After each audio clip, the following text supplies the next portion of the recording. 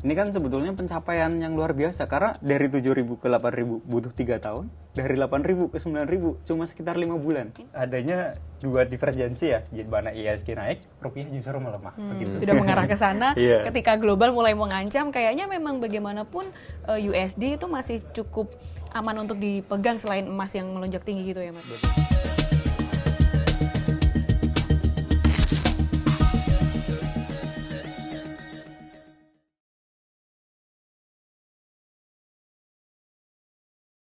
Halo sahabat data, kembali lagi di Bongkar Data. Kali ini bersama saya Agustina Purwanti. Nah, di obrolan kali ini kita akan membahas suatu hal yang biasa naik turun, tapi akhir-akhir ini kelihatan bahwa trennya cukup naik.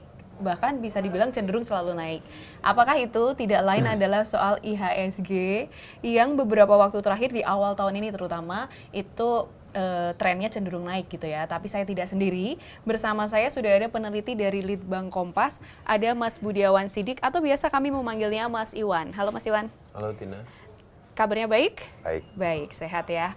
Nah, tidak hanya dengan Mas Iwan, sudah ada juga bersama dengan kita Mas Faisal, peneliti juga dari Litbang Kompas. Halo, Sal. Halo Mbak Tina. Baik ya kabarnya. Alhamdulillah. Gimana sahamnya, Cuan? Naik turun. Naik turun ya, masih naik turun dia. Portofolionya banyak mungkin. Nah, mungkin aku mau ke Faisal dulu ya, Mas Iwan. Boleh. Sal, ini kan kalau kita melihat di tengah gonjang-ganjing ekonomi dunia gitu, ada satu hal yang bisa dibilang menarik ya di Indonesia khususnya. Karena kita melihat dalam konteks pasar modal gitu, saham ya. Ketika tadi ekonomi gonjang-ganjing, justru IHSG kita terpantaunya meningkat gitu sepanjang awal tahun ini. Apalagi kalau dibandingkan dengan 2025 kan peningkatannya di atas 20% gitu ya. Kita sekarang sudah menembus angka 9.000. Faisal boleh cerita nggak, ini sebenarnya ada fenomena apa sih, apa yang terjadi sehingga IHSG kita cukup kuat? Menteri Keuangan kita pernah bilang kalau akan kuat dan ternyata bener loh gitu. Iya. Oke. Jadi kita akan coba untuk melihat menarik data secara historis dulu ya Mbak Tina ya, di sepanjang 2025 yang dimana IHSG ini kan kalau kita lihat di hari ini ya, per hari ini itu tuh sudah di atas 9.000 begitu. Akan tetapi kan sebenarnya ada banyak atau ada perjalanan panjang untuk bisa nyampe ke sini. Nah, pencapaian ini cukup mengesankan sebetulnya karena di sepanjang 2025 IHSG itu banyak dramanya atau dinamikanya itu luar biasa. Jadi kita tahu bahwa di sepanjang tahun 2025 sebelum IHSG berada di titik sekarang ya dengan peningkatan yang luar biasa itu sempat turun drastis atau pergerakannya itu justru waktu itu adalah melemah karena memang salah satunya disebabkan oleh kebijakan tarif Donald Trump waktu itu di bulan April, dan itu IHSG itu sempat mencapai titik terendah di angka sekitar level harga 5.900 di angka segitu. Iya itu, ketika pasar goyang ya. Bahkan sempat ada trading halt juga kan, atau pemberhentian sementara begitu untuk perdagangan saham. Nah, jadi itu yang terjadi di sepanjang 2025. Kemudian setelah atau pasca tarif ini sudah mereda begitu ya, dan kondisi global agak lebih stabil, IHSG juga kemudian sedikit demi sedikit merangkak naik, dan pada Agustus 2025 di mana ketika itu pemerintah sudah mulai untuk merencanakan APBN 2026 begitu ya, yang direncanakan atau diprediksi bakal lebih ekspansif, IHSG ini juga kemudian naik tinggi dan bahkan mencapai di level harga baru yaitu 8.000 pada tanggal 15 Agustus, dan itu menjadi pencapaian tersendiri, all time high paling tinggi setelah sebelumnya mencapai 7.000 itu di bulan Maret 2022. Jadi setelah hampir 3 tahun nih baru itu mencapai 8.000. Itu periode Covid ya waktu itu, ketika landai banget terus tiba-tiba naik. Dan itu kan cukup lama, dari 7.000 sampai 8.000 itu butuh sekitar 3 tahun gitu. Dan kemudian setelah itu ada bergantian Kementerian Keuangan ya, Bu Sri Mulyani diganti dengan Pak Menteri Purbaya, dan itu sempat berpengaruh juga terhadap indeks harga saham gabungan. Akan tetapi dengan optimisme itu kemudian IHSG terus naik, dan kemarin di 8 Januari untuk pertama kali secara intraday mampu untuk menembus angka 9.000. Ini kan sebetulnya pencapaian yang luar biasa karena dari 7.000 ke 8.000 butuh 3 tahun, dari 8.000 ke 9.000 cuma sekitar 5 bulan. Ini efek Pak Purbaya? Ya, kalau saya bilang tidak juga gitu. Tentu ada banyak faktor di sana ya, terutama terkait dengan optimisme pasar. Jadi kalau sepanjang yang saya lihat bahwa IHSG ini mampu untuk all time high dan beberapa kali mencetak rekor baru adalah karena memang jadi perusahaan-perusahaan yang baik, yang dalam hal ini likuiditasnya dan kapabilitasnya baik, itu menjadi dorongan para investor untuk optimis di saham ini dan adanya proyeksi atau prospek keuntungan yang lebih tinggi di saham begitu. Kira-kira seperti itu untuk kondisi saham di sepanjang 2025 sampai dengan mencapai awal tahun ini begitu Mbak Tina. Menarik sih, tadi di akhir Faisal bilang soal optimisme. Ini gimana Mas Iwan kalau kita melihat, sebenarnya ada kaitan nggak sih kalau kita beberapa kali sebelum-sebelumnya juga ngomongin soal kondisi ekonomi yang naik turun, tetapi saham seperti ini ada optimisme, ini gimana menjelaskannya Mas Iwan? Ya tadi udah dijelaskan berapa sama Faisal ya, cuman kalau saya sih tadi yang menarik disampaikan Faisal salah satunya terkait dengan investasi di sejumlah sektor gitu ya, yang tampaknya mengalami lonjakan yang cukup menjanjikan atau baik begitu ya. Dengan demikian terlihat dari indeks yang cenderung meningkat dalam waktu yang relatif singkat gitu. Memang kalau kita lihat sektor dari apa itu, Mas? Berbagai macam proyeksi ekonomi gitu ya, memang hingga saat ini pertumbuhan ekonomi kita memang masih berbasis industri pengolahan. Itu sesuatu yang sangat mendominasi hingga saat ini ya, sekitar 18% kira-kira itu berkontribusi terhadap pertumbuhan ekonomi. Nah, tadi ketika berbicara terkait dengan entitas sebuah usaha yang melantai di pasar bursa, yang menarik minat investor untuk membeli sahamnya lah, katakan seperti itu memang mengerucut dalam sejumlah sektor usaha gitu. Memang kalau kita lihat beberapa ya dari indeks itu, di LQ30 atau di LQ45, memang menunjukkan sejumlah entitas usaha itu angkanya memang mengesankan. Pertambangan, terus energi, terus mungkin juga terkait dengan kimia dan seterusnya, itu sesuatu yang masih menarik minat konsumen untuk memperdagangkannya gitu. Nah, memang kalau kita lihat dari growth setidaknya di tahun 2005 kemarin, ada berbagai macam industri pengolahan yang memiliki laju pertumbuhan yang bagus.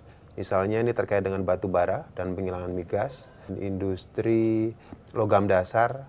Itu mungkin seiring dengan hilirisasi, berarti antara hulu sampai menuju ke hilirnya juga pergerakannya seirama Ya, berarti ya? salah satunya itu ya. Jadi membuat pasar itu ada optimisme di sana untuk memperdagangkan terkait dengan saham ini gitu. Nah, dengan demikian sepanjang tidak ada gejolak yang memang itu berisiko gitu ya, baik di luar atau di dalam negeri, saya rasa untuk industri-industri yang memang boleh dikatakan blue chip begitu ya, atau apalagi kalau memang industrinya itu sudah beranak pinak gitu ya, memiliki portofolio yang bagus di berbagai macam sektor usaha, itu memiliki tingkat ketertarikan yang tinggi gitu ya bagi si konsumen untuk memperdagangkan atau membeli terkait saham-saham itu.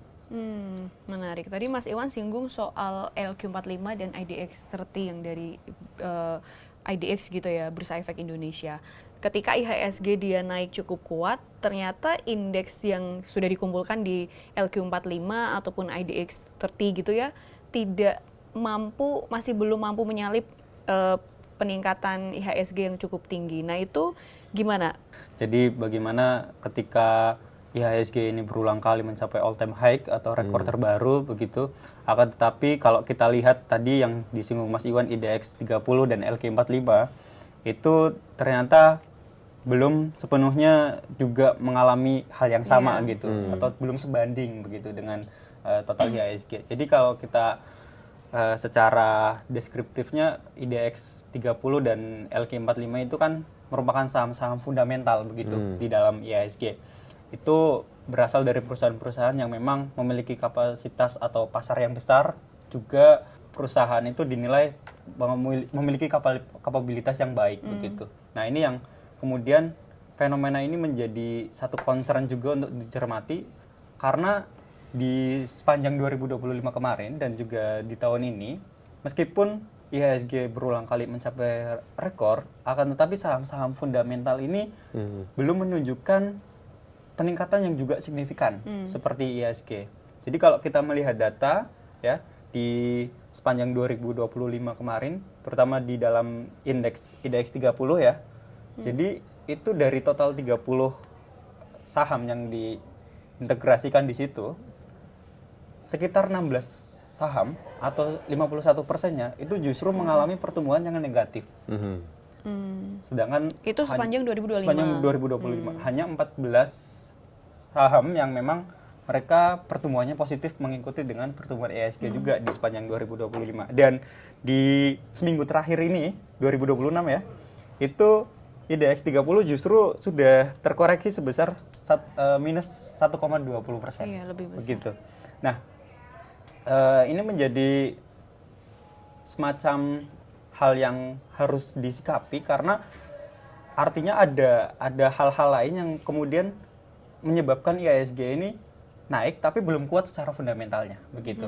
Sehingga ini ke depan harus ada langkah-langkah yang memang IHSG ini ketika dia naik itu kan sebisa mungkin juga merepresentasikan bagaimana kekuatan sektor real perekonomian begitu. Sedangkan kalau kita melihat sekarang dengan adanya fenomena itu seolah-olah IHSG ini hanya naik di atas kertas saja, tapi di secara real belum bisa untuk menggambarkan apakah ini benar-benar bisa berdampak kepada sektor real, terutama dalam hal ini juga kita sedang melihat adanya dua divergensi ya, di mana IHSG naik, rupiah justru melemah, begitu. Itu yang perlu dicermati sih Mbak Tini. Menarik. Kalau boleh diintip sedikit, tadi saham apa saja yang dia justru terkoreksi di antara IDX 30 itu? Iya, jadi kalau kita bisa melihat ya, untuk IDX 30 ini kan memang berasal dari perusahaan-perusahaan besar ya. Salah satunya adalah di sektor perbankan, itu bank-bank himbara. Keuangan justru ya? Di sektor keuangan. Itu ada semua tuh. Itu ternyata di dalam 1 tahun terakhir itu kita bisa melihat data dari Infovesta itu justru terkoreksi atau turun. Pergerakannya tuh merah ya, turun seperti itu. Sedangkan kalau untuk saham-saham yang terbilang naik begitu ya, itu seperti JPFA atau Japfa, kemudian ada juga dari saham MDKA begitu ya, Unilever, Antam itu cukup naik. Artinya, jadi menarik sih sebenarnya, itu agak ada inline-nya dengan bagaimana kondisi real ya, ketika Faisal ngomong soal finance sektor agak drop, tapi tadi Antam disebut karena ya kita tahu harga emas gila-gilaan, mungkin itu ada pengaruhnya. Dan Japfa, Unilever itu kan hal-hal yang berkaitan dengan daily needs kita ketika ekonomi kita gonjang-ganjing, yang penting masyarakat, yang penting daily needs dulu gitu kan, sehingga pasar mungkin lebih bereaksinya di situ. Bisa dibilang seperti itu nggak, Mas Iwan?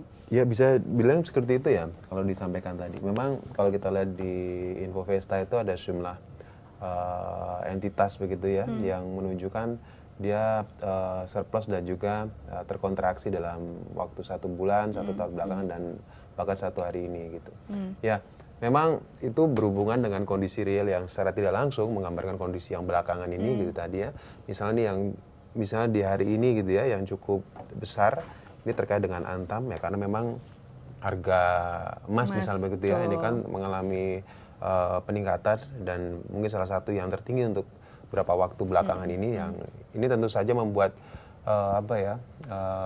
hal positif di pasar, sehingga ini mendorongnya menjadi meningkat begitu. Dan kalau terkait dengan perbankan seperti yang kita ulas beberapa kali, memang kondisinya relatif challenging ya, jelang akhir tahun dan awal tahun ini, karena memang kondisi perekonomian yang relatif stagnan atau bahkan cenderung idle begitu ya, yang membuat permintaan terhadap kredit terutama itu cenderung melemah gitu, karena memang tidak disertai dengan peningkatan daya beli begitu. Nah, tapi hal yang menarik saat ini adalah ketika IHSG itu naik, di saat bersamaan terjadi pelemahan terhadap rupiah. Nah, itu gimana tuh Mas? Itu memang ya variabelnya banyak sekali begitu ya. Secara umum cadangan devisa kita kan cenderung meningkat begitu ya. Tetapi di saat bersamaan kalau kita lihat dari serisnya itu kurs rupiah kita cenderung melemah. Angkanya itu kalau kita lihat dalam series yang panjang, peningkatan cadangan devisa itu juga membuat atau linear dengan peningkatan kurs. Padahal kalau kita bayangkan harusnya dengan cadangan devisa falas kita yang meningkat gitu ya, itu memperkuat valuta asing kita untuk menstabilkan terkait dengan rupiah gitu ya. Harapannya memang ke depan rupiah kita jadi semakin balance dan bahkan menguat gitu. Tetapi kalau kita lihat dalam series yang panjang, justru sebaliknya, cadangan devisanya naik, tetapi kurs rupiah kita justru menurun. Nah, ini dari kajian yang kita ikuti dalam sebuah forum diskusi, ini ternyata di saat bersamaan modal asing neto kita tuh ternyata mengalami fluktuatif yang cenderung juga meningkat trennya begitu. Nah, karena memang modal asing ini yang naik, yang masuk itu juga semakin besar, katakanlah FDI-nya juga terus meningkat. Ini ada proses untuk bahasanya itu apa ya, mengembalikan, karena investasi yang masuk itu kan dia mendapat keuntungan nih. Betul. Ketika dia berproduksi di Indonesia atau bahkan dia memasarkan Indonesia atau bahkan dia mengekspor, ini ada keuntungan yang diterima oleh sebuah proses investasi. Nah, proses investasi sudah masuk di beberapa tahun yang sudah lewat begitu. Ini keuntungan yang diterima di proses produksi di dalam negeri itu sebagian pulang ke negaranya. Nah, ini yang membuat kondisi real secara umum itu demikian. Jadi cadangan devisa kita kalau diukur secara umum itu meningkat, tetapi ada sebagian yang memang itu akhirnya harus balik ke negaranya karena memang dia dari asal investornya. Nah, ini harusnya disikapi gitu ya, karena kalau begini terus tanpa kita membangun basis industri yang di dalam negeri yang kuat gitu ya, atau bahkan kita memiliki kekuatan internal yang kuat, ini berisiko secara umum begitu. Lebih kayak gitu. Mungkin juga karena melihat di secara global gonjang-ganjingnya sekarang makin kuat juga gitu ya, maksudnya geopolitik ada di mana-mana gitu, orang melihat apalagi kan katanya mau ada perang dunia ketiga gitu ya, sudah mengarah ke sana. Ketika global mulai mengancam, kayaknya memang bagaimanapun USD itu masih cukup aman untuk dipegang selain emas yang melonjak tinggi gitu ya Mas. Betul, memang kalau kita lihat kondisi secara umum gitu ya, apalagi terkait dengan pergerakan kurs, memang variabelnya banyak. Tapi kita kadang untuk membandingkan secara umum, kita bisa lihat dari asumsi dasar ekonomi makro yang biasa disusun oleh Kementerian Keuangan begitu ya. Dan dari situ kita bisa melihat kira-kira kemampuan negeri ini untuk menyikapi sebuah kondisi global itu seperti apa. Misal ini terkait dengan nilai tukar rupiah. Ini kan di asumsi dasar makro kita di tahun 2026, ini kan dipatok sekitar rata-rata sekitar 16.500, maksimal di 16.800. Artinya kalau nanti kursnya terus meningkat, ini ada risiko. Risiko terhadap apa? Setidaknya terhadap komoditas yang kita impor, misalnya bahan baku penolong yang dipakai untuk proses industri yang ada di dalam negeri. Kalau ini kursnya terus meningkat, otomatis bahan baku penolong untuk industrialisasi akan terjadi kenaikan harga. Proses produksi kosnya meningkat. Mau nggak mau akan digeser ke konsumen, harganya cenderung naik. Begitu harga naik, akan mendorong inflasi. Nah, kayak gitu-gitu akhirnya menjadi relatif berisiko. Artinya ini perlu peran moneter dan juga fiskal untuk mencoba untuk menstabilisasi kondisi yang memang sudah direncanakan. Kalau memang rencananya katakanlah maksimal di 16.800, ya diupayakan di range itu gitu, atau di 16.500 agar kondisi lainnya relatif aman. Untuk sementara sih harga BBM atau minyak relatif stabil ya di pasar dunia. Kalau kita lihat di asumsi dasar makro kita sekitar 70-an. Ini per barrel. Ya per barrelnya. Ini kan sekarang di harga minyak ini kan masih di bawah itu ya 60-an sekian. Jadi masih relatif aman ya. Semoga saja geopolitik yang terjadi di sejumlah negara lain yang mungkin distimulasi oleh kebijakan Amerika ini tidak berdampak terhadap hal kayak gini kayak gitu.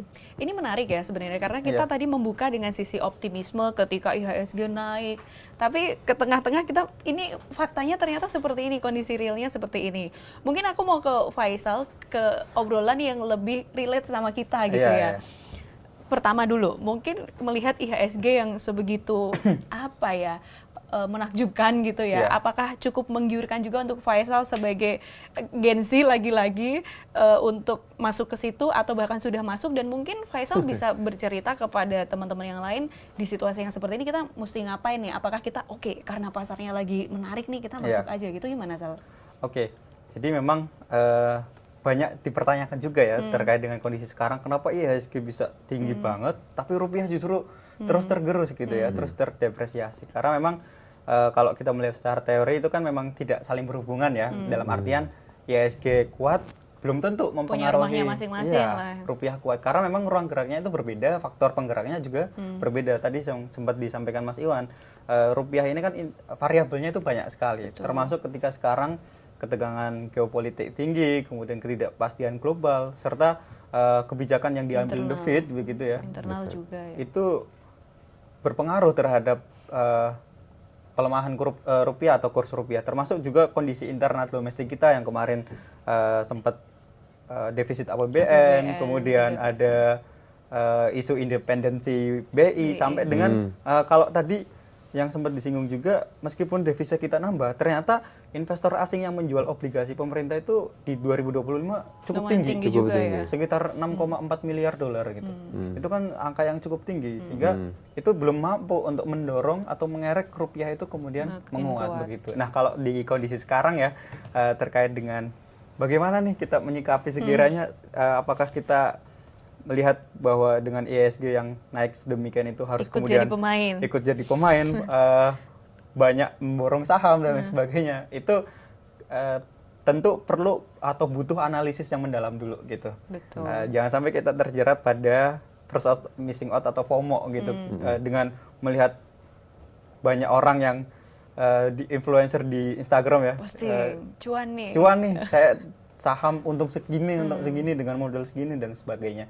Itu tentu sudah dibarengi dulu dengan analisis yang kuat gitu. Karena di dunia saham itu kan kita kenal dengan namanya saham gorengan gitu ya, saham-saham yang digoreng gitu. Kayaknya itu sebenarnya salah satu yang bikin IHSG menguat ketika yang fundamental biasa-biasa aja gitu. Karena kemarin faktanya ternyata yang terjual di saham itu lebih banyak saham spekulatif, daripada saham fundamental begitu, daripada saham-saham besar. Nah, ini yang harus disikapi juga kalau misalkan bagi saya begitu ya, yang ingin atau mungkin teman-teman yang mau terjun di dalam dunia investasi ini, terutama bagian saham gitu.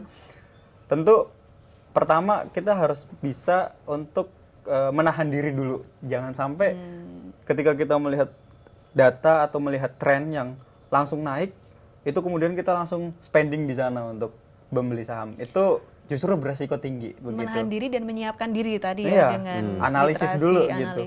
Apakah saham ini tuh benar-benar memiliki kapabilitas yang baik, terutama perusahaannya ya. Nah, kalau untuk sekarang bagi kita yang kiranya baru akan mulai nih ya untuk di investasi saham, saya pikir kita bisa memulai untuk berada di atau menempatkan dana di saham-saham perusahaan besar dulu yang memang sudah terbukti blue chip begitu. Kalaupun naik turun nggak bikin shock gitu ya. Betul. Growth-nya memang nggak tinggi, tapi juga turunnya nggak gede. Agak lebih risknya lebih stabil rendah, begitu.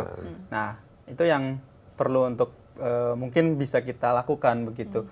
Nah, kemarin terkait dengan pelemahan rupiah ini kan juga sebenarnya banyak kemudian membuat perspektif para investor ini atau prospek para investor juga agak was-was nih kalau menempatkan atau menyimpan dana terlalu banyak di dalam rupiah, sehingga mereka banyak yang kemudian menempatkannya pada safe haven seperti dolar, mata uang yang kuat begitu, sehingga itulah yang kemudian menyebabkan rupiah melemah juga. Betul. Dan terutama ketika untuk sekarang perlu ya, tadi saya tekankan lagi untuk analisis terkait dengan saham ini, jangan sampai kita hanya sekilas melihat berita kemudian langsung spending, bahkan tanpa diversifikasi portofolio ya. Itu justru karena harus ngukur juga ya psikologi diri sendiri, gimana nih kalau tiba-tiba main saham yang fluktuasinya terlalu tinggi juga berabe juga kan pada akhirnya. Iya, gitu. Dan ternyata kan memang sebetulnya minat masyarakat terhadap saham, terutama masyarakat Indonesia ya, itu cukup tinggi Mbak Tina. Jadi sepanjang 2025 kemarin itu terbukti dari sekitar 20,12 juta investor di pasar saham atau pasar modal Indonesia, sekitar 60% itu investor lokal. Itu kan artinya minat masyarakat semakin tinggi, terutama ternyata didominasi oleh generasi-generasi baru gitu ya, milenial dan Gen Z dan milenial gitu. Nah, ini yang memang banyak masyarakat kita yang sudah mau untuk terjun ke dunia investasi terutama saham, akan tetapi di sisi lain juga menjadi perlu dicermati terkait dengan bagaimana mereka benar-benar menganalisis kondisi sekarang. Begitu. Menarik tapi menantang ya, sehingga perlu persiapan yang baik. Mas Iwan mau menambahkan? Ya sama Nasihat. sampaikan Faisal tadi, ketika kita katakanlah anak muda yang ingin berinvestasi, memang dimulai sesuatu dengan sesuatu yang relatif aman begitu ya.